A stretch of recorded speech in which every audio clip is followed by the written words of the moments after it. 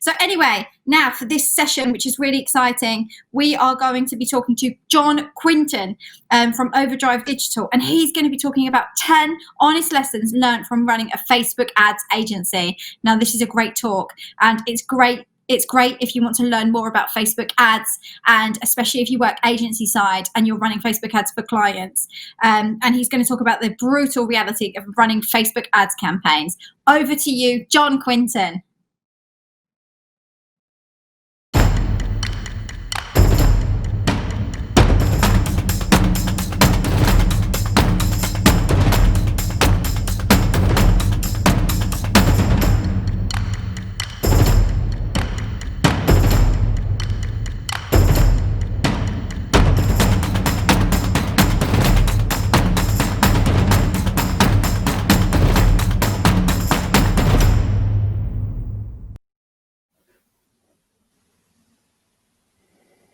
Hello everybody. Hope everyone's doing well and has had a really good kind of 3 days at Social Day. Really good to be here.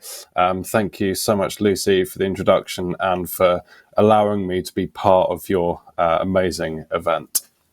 So this presentation, it's really about kind of the lessons that I've learned and built up having run my agency over the last 4 years with hundreds of campaigns and spent millions of pounds running through the Facebook ads platform.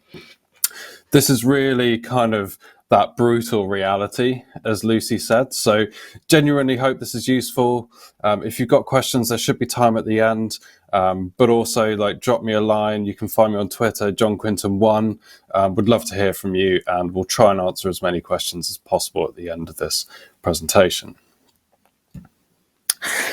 So the first challenge with Facebook ads, and I think the thing that I often find most frustrating sometimes, is that there are so many flashy things within Facebook ads. So particularly for new advertisers or people who are kind of beginning to get to know the platform, it's so easy to kind of go in. The UI's sometimes quite intuitive. It will take you through the setup process. There's lots of great kind of creative ad formats. There's lots of placements to be creative with, but that's not always the stuff that works. So it's really easy to kind of fall down the route of shiny object syndrome and get distracted with stuff that looks cool, is fun, is creative, but doesn't necessarily drive revenue and growth. So really kind of that's what this presentation is all about. I really kind of want to explain what I've found has worked for our clients, what is working right now for our clients, really to kind of help you know what to focus on to get growth and where you kind of really need to be looking for what's working. So this presentation, this is my 10 brutally honest lessons learned from running a paid social agency. Again, any questions, please do ask. Okay, so my first point is with Facebook ads, always expect the unexpected.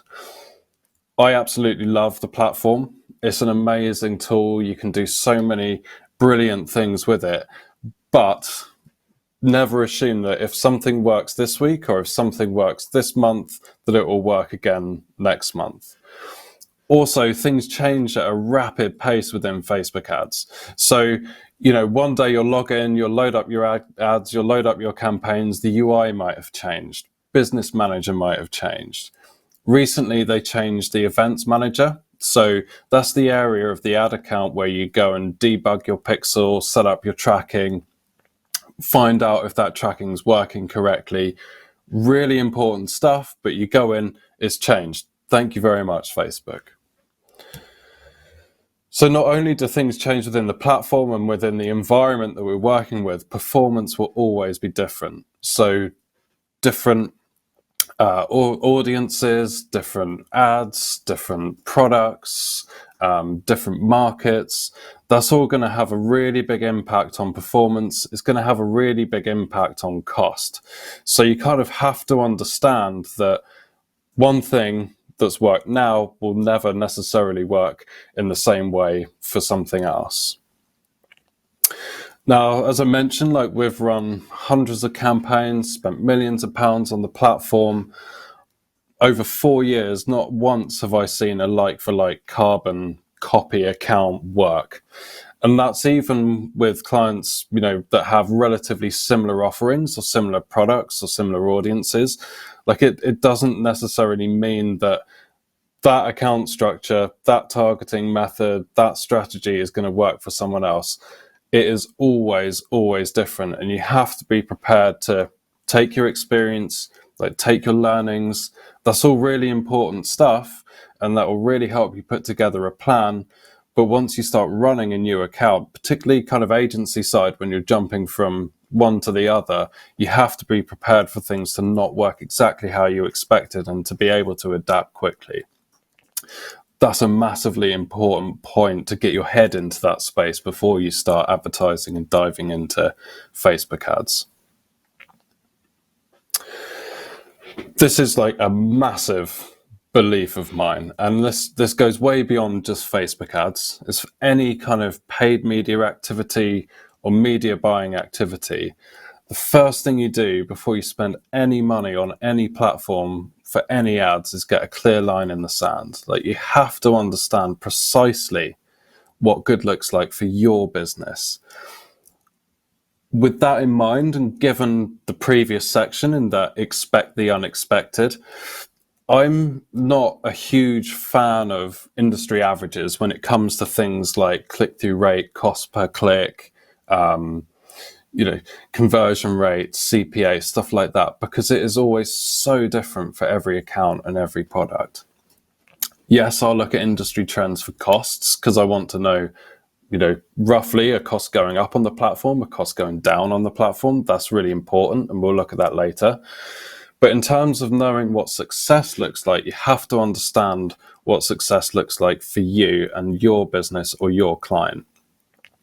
So there's a really important exercise to go through here, looking at margins, looking at costs, looking at lifetime value.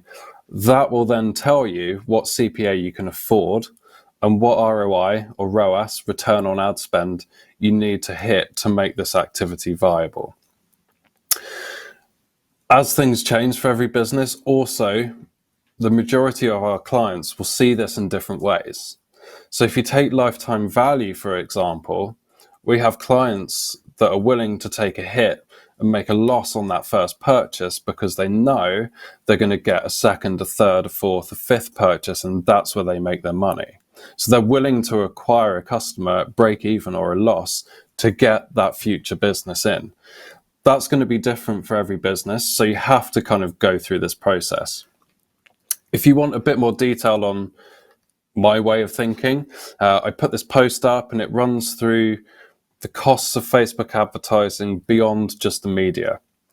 So kind of forecasting for things like creative, for example, or management resource, or who you're going to hire. Really getting to grips with that is again going to help influence these decisions and is going to kind of get you in a better stead for understanding what your costs are likely to be and how much you should or can be spending when it comes to acquiring customers and business through the platform. The benefit of all of this as an advertiser is it puts you in a really strong position to make clear, defined, and informed decisions on your activity. And when we're training up new members of staff here on the team, or we're talking to people, like the biggest point here, like the whole game, I believe here, is about decision making. What should I optimize? What should I spend more money on? What do I need to try next? It's all a game of decision making. So once you have that clear line in the sand, let's say it's ROAS, return on ad spend, Facebook has a really cool, useful feature in their reporting view where you can customize it. So you can go, I want to look at purchases, spend, revenue, ROAS, all next to each other. So if you build your views out in this way, based on those lines in the sand that you've drawn, it's super easy, like in this example, to go, right, well, this campaign at the top might be under my ROAS target. However, this next campaign is doing great. It gives you a very quick view. It means you can load up your campaigns look at what's going on immediately and understand where you need to put more attention into optimize, where you might want to scale spend. So that's a really, really strong place to be as an advertiser. Chasing the wrong metrics, again, is a very, very big error that leads to kind of, in my experience, confusion and going down rabbit holes and kind of ultimately making the wrong decisions. The first point here is to really get a grip and a full understanding of what the metrics mean. So this example here, cost per click. Everyone's familiar with the cost per click from Google Ads and PPC and that type of activity. But in Facebook, a cost per click, depending on which variation of it you look at, could mean any click on the ad. So a click on the image, a click to like, a click to share, a click to comment. That's not necessarily a cost per click in relation to traffic. Whereas landing page views relate to fully loaded sessions recorded by the pixel, the tracking pixel from Facebook ads, which relates really closely to sessions in Google Analytics. So two very different metrics that sound almost the same thing, but are very, very different. Also, when you're looking at campaigns like video campaigns, and you're looking at metrics like view through. A view through is a 15-second view, or up to a 15-second view. It's not necessarily a complete view of your video. So you have to understand precisely what these metrics mean if you're going to be making informed decisions off the back of them. Once you understand that, you can then start to kind of look at the right things. So this was an account that we were reviewing recently. Speaking to the client, they were saying, it's going great. Click-through rate's gone up massively. Like, we're doing really well in terms of engagement. Okay, great. It's always good to see click-through rate going up. But actually, in reality, the ROAS, the return on the ad spend, had gone down. So if you're chasing click-through rate, you may have ads going into the account that are generating lots of amazing engagement and people are loving the ads and they're clearly resonating. But if they're not driving as much revenue, is that a good thing or not? So personally speaking, if my goal is ROAS, or if my goal is CPA, or if my goal is growth, click-through rate's great, cost per click's great. I need to understand what those metrics are doing, but I'll happily trade them off in favor of more return. Creative. There's so many options within Facebook ads. It's an amazing platform for kind of presenting your brand to the right people in a really creative way. But it's very easy to get caught up in a degree of bias here. So quite often we'll work with clients, we'll work with companies, and they'll come to us with their creative and they know their audience. It makes total sense. They know their audience, they know what people like. Maybe they've run similar creative on organic social. We put it into the campaigns and it tanks. And that happens quite often. So you have to kind of go into it with an open mind and let the data tell you what's working. And actually, like within Facebook ads, so many different formats, collections, stories, canvas ads. Your choice is really kind of big. What we tend to find in terms of driving revenue, particularly within e-commerce, and actually even action when it comes to kind of B2B campaigns, the basics and the simple stuff still works great. So single image ads, the longest standing format, still works great. Carousels still work great. Stories, particularly on Instagram, work amazingly well for the majority of our clients.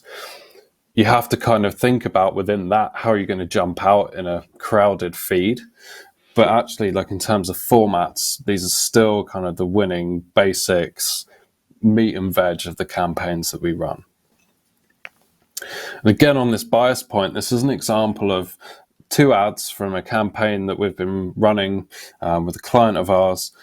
And the one on the left, amazing. Like the client we work with here was so lucky. They've got amazing creative. They invest heavily in it. It's just It's beautiful, right? Actually, what drives the most revenue for them are carousels with the product images. So we go in going, oh, I love that ad, it's going to smash it. Actually, like, that's not always the case. So you have to go in with an open mind, and you have to let the data tell you what's working for your particular goal. So when it comes to targeting, again, like as advertisers, we've got a huge amount of options within Facebook ads. But again, it's very easy to overthink it, and it's very easy to kind of not play to Facebook's strengths here.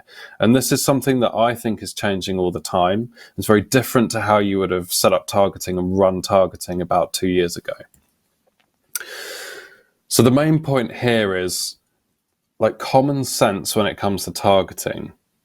It's going to sound a little bit weird, but common sense doesn't always work best with Facebook ads. As a customer, as a client of ours, or as a business, of course you know your audiences. You may have done extensive research into persona modeling, but that doesn't necessarily always translate into Facebook ads as a winning audience. As a kind of a broad stroke here, like, the more layers you build up, the more expensive it gets. So if we want to target parents who also like BMW 3 Series and live in a particular area and like natural foods, that's actually quite an expensive method of targeting. It's also very tight, and Facebook doesn't have much to play with when it comes to optimizing the delivery of that performance. What we tend to find work really well are lookalike audiences. So for those who don't know, a lookalike audience is when you give Facebook a set of data, so purchase data through the pixel, an email list of your newsletter subscribers, and then Facebook will build a much larger audience off the back of that for people who match similar demographics and behaviors. Used to be not so amazing, now absolutely amazing. The only word of warning here is that you need to have a really good piece of source data. So if you're uploading 10 email addresses, or you're only getting 50 purchases a month through your pixel, it's probably not going to be enough to build out a high quality lookalike audience. If that's the case, try and find a data point where there is more volume. So in e-commerce, if you're struggling for volume on purchases, think about building lookalikes based on add to carts or product views. But lookalikes are a really good place to start when it comes to audience targeting. The technical aspect of Facebook ads is, again, massively interesting, for me anyway. The pixel, so the tracking pixel, the piece of code that you place on your website, is so important and core to your performance. If you get this wrong, everything kind of gets a bit screwed up. So the pixel, absolutely critical to everything. So it's a tracking tool. It will tell you how many people are coming to the site, how many people are purchasing, how many people are adding to the cart, all that type of really, really useful stuff. It also helps you build out retargeting audiences and get very granular if you want to with that. But it also helps to optimize performance. So if we have an audience of 500,000 people that we're targeting, and we're telling Facebook we want to optimize towards purchases, high value purchases, Facebook will understand that within that pool of 500,000 people, there's a pocket of those that are more likely to take that action. The more information the pixel gets, the better it does at that job. So it is critical to performance, it's critical to tracking, and it's critical to any retargeting activity.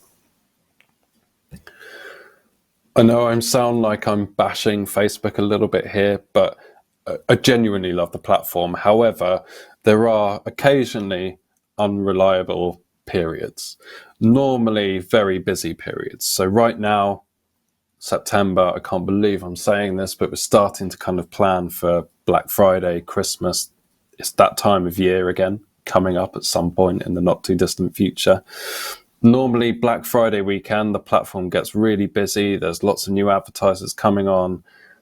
It can get a little bit unreliable as a result. So you have to plan ahead for that, get your creative in early, make sure you've got that in the back of your mind. They have, thankfully, put up a status dashboard that you can follow that link to and go to. That will tell you if there are any known issues. Sometimes it's reliable, sometimes it's not, but it's always worth checking. I find I've got a group of people on Twitter that I follow. David Herman is like an amazing example, who kind of are constantly talking and tweeting about what's working on the platform, any known issues, any bugs. There was a bug this week where Facebook would just disapproving lots of ads. So if you're following this information, and you can prepare and you can plan around it. I think that's a really important point.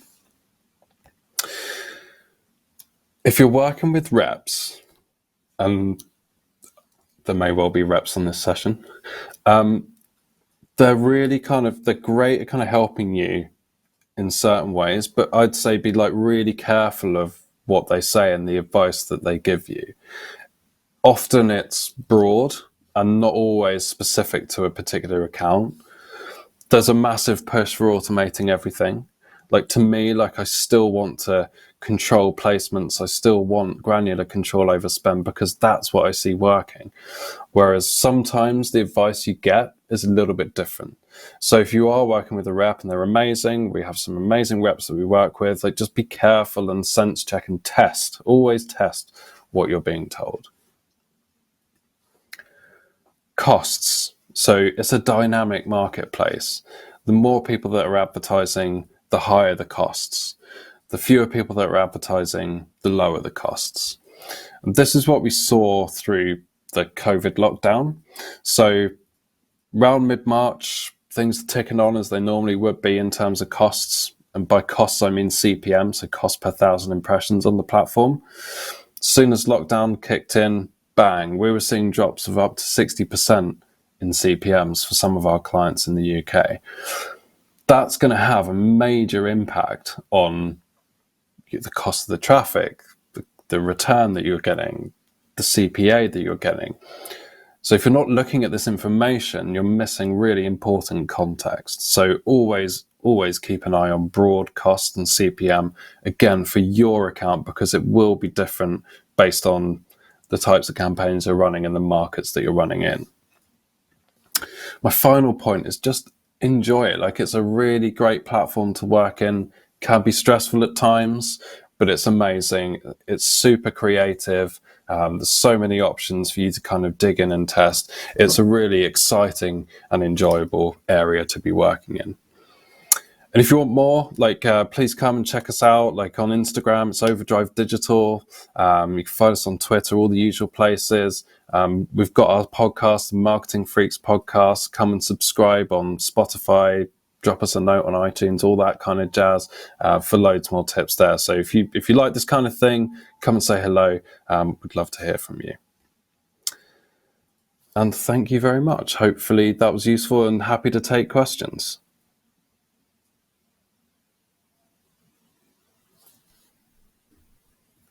Hello. So, John, thank you so much. That was a fantastic session. And you. Actually, it was really good, and it was really insightful and really helpful. So thank you very much for that.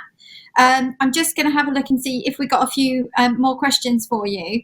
I know that people are saying that there's actually quite a few questions. Yeah, let me have a look. So, okay.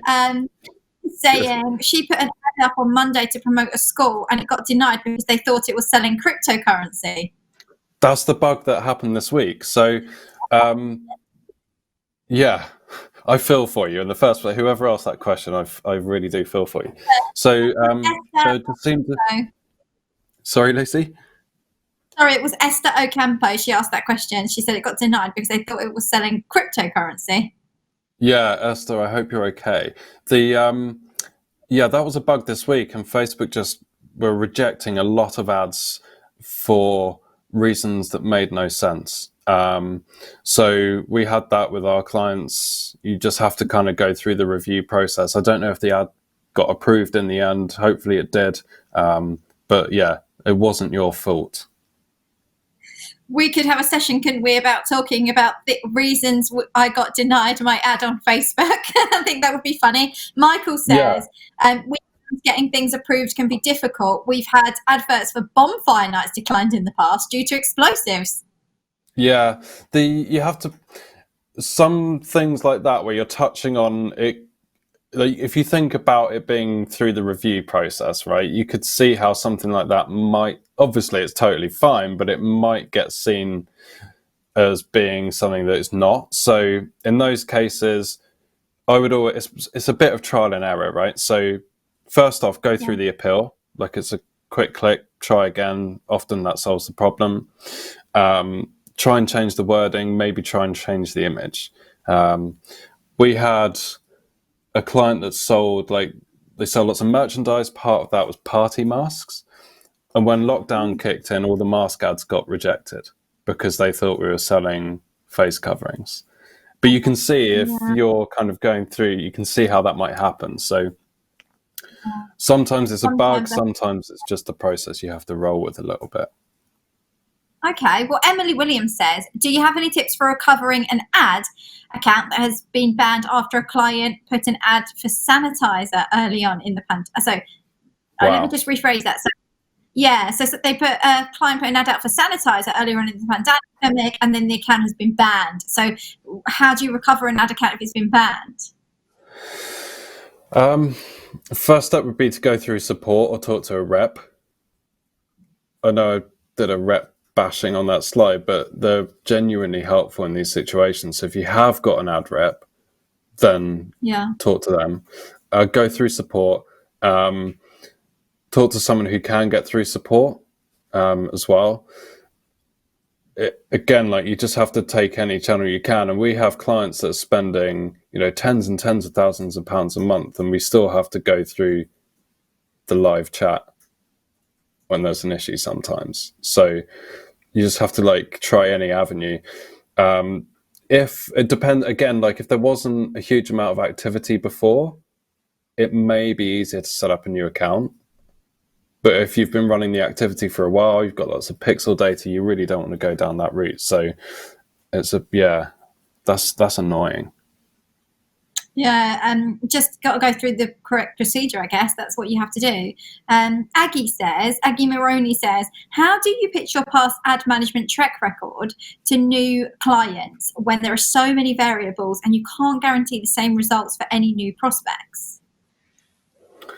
Good question. That's a really good question. So how do we instill confidence in new clients when there are so many variables? Well, I guess what she's saying, you can't, because it's not comparable, is it? Because everybody's different. So how can you, how can you instill that confidence in new clients, even though the product or service is completely different? Yeah, so it's less about going, we can get this ROI or we can get this CPA. Obviously, we'll try and get a range of what we think we can achieve. Often for us, it's about showing the customer how we've turned around an ad account and telling the story behind it, because the numbers on the surface don't really say much, do they? Everyone's going to have a case study with an amazing percentage number on it, but it's the story of what was the approach, what was the strategy, how did you get around it? That to me is the bit. And if the clients, because you really want people working on the account that have been in that shoe, right? So that's what we kind of do. That's a tough one. I hope that it's a tough one, isn't it? I hope that helps, Aggie. Oh, sorry. Oh, pardon me. 3 days of talking online and you've That's probably what it is, isn't it? Effie says, if past performance is not a good indicator of how that campaign would perform next time, what advice would you give to a finance brand targeting pretty much the same niche audience with a similar product each time? Yeah, I mean, look, you can definitely take learnings from past campaigns and benchmark success and performance. It might be that you just, when you rerun it or you move into a new month or a new kind of period, that you have to kind of adapt it a little bit. So I'm definitely wasn't saying that you can, it's going to be totally removed, that you can still take the learnings and the experience, benchmark the success. And then, right, when I relaunch the campaigns or try something else, if I'm above that, then we're doing great. If we're below that, we know we need to improve and change something. Okay, I hope that answers your question. She's also asking really interesting comments on creative. Typically, short form video is cited as the winning format. I guess it depends on the platform and your market. Is that right? Yeah, like some clients it does amazingly well, others it doesn't. Other clients like a really short GIF or like a quick kind of collage of images works really well. Like every client's different. Okay. And Esther has a question for you as well. You have so many questions, so John may go That's in good. after and answer these questions, and I'll be on make the sure app. you connect with as well. Yeah, it's all on the app. It's all in discuss section. But we're just waiting for Jade to be ready for the next session anyway. So if you don't mind, I'll keep asking away. Esther Ocampo also asks, she says, I have too many clients who still won't add the pixel to their website. And I think more will let it go after having to add a detailed cookie policy to their website before October in Ireland. How can we convince them to keep it? But like so they think she thinks more people will let the pixel go if they have to add this detailed cookie policy to their website before October in Ireland. She wants to convince them. Yeah, exactly.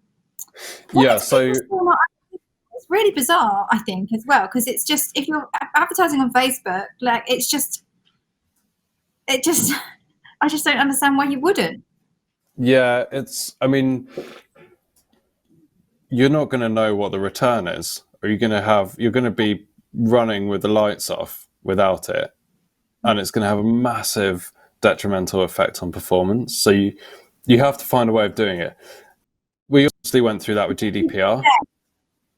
Sorry, what you just said, I think, was actually some really good things that she can say to the clients already, right? Yeah, I mean, that would be my approach. Is, if you want to, why would you invest money in an activity if you're going to have no idea? Because Google Analytics for measuring this isn't great, because Google Analytics is last click, it's same device. That's not how paid social works. People see an ad on their mobile, they buy on their laptop. GA's lost them. So you have to have the stuff in place. I would go, if you can find people to talk to who went through a similar process with GDPR. And I remember pre-GDPR, it was like, oh my God, like, everyone's going to take the pixel off. This is going to be horrendous. And then actually, like Facebook, who are updating their policies, they're responsible for that data. You just have to give, in that case, I'm not a lawyer, but the opportunity for someone to opt in or opt out of that cookie or pixel. But look at the requirements and look at kind of how other people have played it around GDPR. But I'm not a lawyer. Hi, Esther. I hope that answers your question. And Michael's asking, have you noticed any changes, uplifts or declines in adverts after the boycott during July? That went really quiet, didn't it? That went really quiet. No, nothing. The boycott went really quiet. Yeah. So there was this big uproar, and a lot of the big brands that were saying they were not going to advertise on Facebook in July weren't actually advertising anyway. So, yeah. So they didn't really. Yeah. And that whole thing, it was kind of, I get it. And Facebook's not perfect by any stretch, but when you've got a small business or a medium-sized business that relies on the platform for their revenue, you can't just turn the ads off. So we had, none of our clients went with it. They couldn't. And, we would have fully supported them if they wanted to, but they didn't want to. And we saw no change in terms of performance or costs. I think it was a PR thing. Oh, there you go. So potentially this was a PR thing. Cynically. Let us know what you guys also think. What's happened? Where's John? Where's he gone? I'm still here. Oh, your screen's just gone.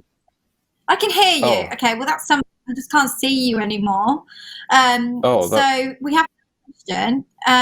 We can't see me either. We can just hear us, and there's a screen with like a QR code or something. So, oh, you're back. We're back. Okay. Caroline Morish Banham says, certain products are difficult to advertise. Alcohol for my business, for example. Have you got any tips to help? Sell alcohol. We haven't sold any alcohol, run any campaigns for alcohol. I would have a really good look at the policies. I know, so like with gaming, for example, you have to get pre-approval from Facebook before you run any ads, like written approval, and you have to go through a process. A bit like on Google Ads, if you're a registered pharmacy, you have to go through an application to be able to advertise on there. So I would look at anything like that. And then I would start to look at how, you could potentially present things in a way that doesn't end up in lots of ad rejections. But I'd start with a detailed look at the ad policy on that. Okay, that's good. That's good advice. Thank you, John. There's also, and there's a few more questions. Do you mind if we can ask a couple more? Because we're just waiting for Jade. Yeah. Session. I don't really know what's going on yet, and maybe we can go over to the AV team who will tell me what's happening. Back to the studio. To the studio. Okay, so Riona says, are there GDPR implications for lookalike audiences if you are uploading email addresses, for example? Yeah, so that's a really good question. Again, that was a change following GDPR, where if you upload an email list to Facebook ads, you have to tick a box within the ads platform to say that you have permission to use that data for advertising purposes. So you can no longer take a big list of emails and use them for targeting. Like, you have to have the permission of those people that have opted in for marketing activity. But there's a box you have to tick to say that. Okay. So what would be so if you didn't have the permission and you uploaded, what would happen? You can get in trouble. So so again, good question. So as a user on Facebook, you can find out like how you were seeing. Like, if you see an ad and you're not happy with that ad, you can find out how you've been targeted, and you can find out if you're in any audience lists. So in theory, like, if someone was on that email list, saw your ad, wanted to investigate it, and found out that you were using that data for advertising, then you could be liable for, breach of GDPR. Okay. So probably best make sure you've got permission to use that list. Yeah, make sure you've got permission now. John, there's a few more questions, but over in the studio, Jade is now ready. So thank you for keeping that going for extra questions. We really appreciate it. How can these guys, apart from answering questions, how can they connect with you, to chat with you, or like connect with you? Where can they go? Where's the best place to find you? Yeah, so Instagram Overdrive Digital. The podcast is the Marketing Freaks Podcast, or go to LinkedIn and you can find me there as well. So, but would love to connect. Awesome. Connect with John, everybody, and a huge virtual round of applause, or real round of applause for John on the virtual stage today at Social Day. We hope it will be in real life next year. Thank you, John. Thank you. Cheers. Thanks.